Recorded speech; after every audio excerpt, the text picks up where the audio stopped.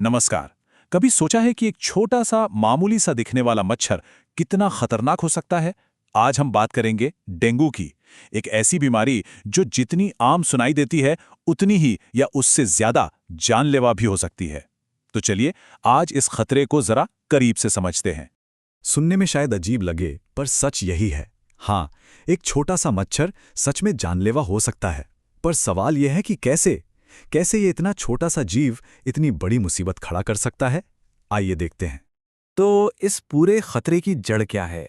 ये डेंगू आखिर होता कैसे है और इसे फैलाने वाला कौन है? चलिए इसी से शुरू करते हैं। देखिए, डेंगू का असली विलन है DENV नाम का एक वायरस। और एक बात बिल्कुल साफ है, ये किसी बीमार इंसान को छूने से या उसके पास बैठने से नहीं फैलता। इसे फैलाने का काम सिर्फ एक ही चीज करती है, और वो है मच्छर। और ये कोई मामूली मच्छर नहीं है। इसका एक खास नाम है, एडीज इजिप्टी। इसको ऐसे समझिए कि ये एक डिलीवरी बॉय की तरह है। ये पहले एक डेंगू के मरीज से वायरस को पिक करता है और फिर एक स्वस्थ इंसान के शरीर में उसे ड्रॉप कर देता है। बस एक डंक और वायरस का ट्रांसफर हो गया। अब इस मच्छर को पहचानना बहुत जरूरी हो जाता है। इसके शरीर पर ना सफेद धारियां होती हैं, बिल्कुल एक टाइगर की तरह। इसीलिए इसको टाइगर मस्कीटो भी कहते हैं। इसकी एक और खास बात है, ये रात में नहीं बल्कि दिन में काटता है, ज्यादातर सुबह और शाम के वक्त। और ये गंदे नहीं बल्कि साफ और रुके हुए पानी में पैदा होता है। अच्छा, मान लीजिए कि मच्छर ने काट लिया, तो अब क्या? कैसे पता चलेगा कि ये सिर्फ एक मामूली बुखार है या फिर डेंगू का हमला?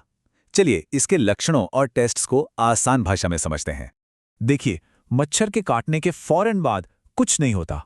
वायरस को शरीर में फैलने में, अपना असर दिखाने में 4 से 10 दिन लग जाते हैं और उसके बाद असली कहानी शुरू होती है। इसके सबसे आम लक्षण हैं बहुत तेज बुखार, मतलब 103 से 104 डिग्री तक, आंखों के ठीक पीछे एक तेज दर्द, और जोड़ों और मांसपेशियों में इतना भयानक दर्द कि बर्दाश्त करना मुश्किल हो जाए। इसके अलावा जी मिचलाना, उल्टी आना और शरीर पर लाल दाने निकलना भी इसके आम लक्षण हैं।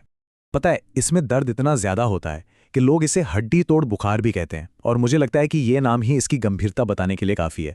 अगर डेंगू का हल्का सा भी शक हो तो सही टाइम पर सही टेस्ट करवाना जान बचा सकता है। बुखार के शुरू के 5 दिनों में NS1 टेस्ट होता है, जो सीधा वायरस को ही पकड़ लेता है। 5 दिन के बाद IgM टेस्ट से पता चलता है कि शरीर में हाल ही में इन्फेक्शन हुआ है। लेकिन इन सब में सबसे जरूरी टेस्ट है CBC। ये हमारे खून में प्लेटलेट्स की गिनती पर नजर रखता है, और डेंगू में सारा खेल इसी गिनती का है। तो चलिए अब आते हैं उस चीज पर जो डेंगू को इतना खतरनाक बनाती है, यानी कि प्लेटलेट काउंट। एक स्वस्थ शरीर में प्लेटलेट्स की नॉर्मल गिनती 1.5 लाख से 4.5 लाख के बीच होती है। जैसे ही ये गिनती गिरकर 1 लाख से नीचे आती है, समझ लीजिए कि ये पहली खतरे की घंटी है। इस स्टेज पर डॉक्टर की निगरानी में रहना बहुत जरूरी हो जाता है। लेकिन जब ये गिनती 40,000 से भी नीचे चली जाए, तब मामला वाकई में गंभीर हो जाता है। और अगर प्लेटलेट्स 20,000 से भी कम हो जाएं, तो ये एक मेडिकल इमरजेंसी है। इसका सीधा सीधा मतलब है कि शरीर के अंदर खून बहने यानी इंटरनल ब्लीडिंग का खतरा बहुत ज्यादा बढ़ गया है, जो जानलेवा भी हो सकता है। कहते हैं ना, prevention is better than cure, मतलब इलाज से बेहतर बचाव है। तो चलिए अब बात करते हैं कि इस बीमारी से, इस मच्छर से खुद को और अपने परिवार को कैसे सुरक्षित रखा जा सकता है। बस ये 5 आसान से कदम हैं। पहला, घर में या आसपास कहीं भी पानी जमा ना होने दें। कूलर, गमले, पुराने टायर सब खाली करें। दूसरा, सोते समय मच्छरदानी जरूर लगाएं। तीसरा, पूरी बाजू के कपड़े पहनें। चौथा, मच्छर भगाने वाली क्रीम या कॉइल का इस्तेमाल करें। और पांचवां, नीम के धुएं जैसे घरेलू नुस्खे भी बहुत काम आते हैं।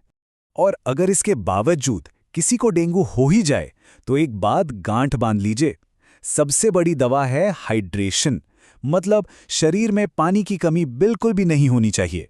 लगातार पानी, नारियल पानी और ORS का घोल पीते रहना ही रिकवरी का सबसे अच्छा और सबसे जरूरी तरीका है।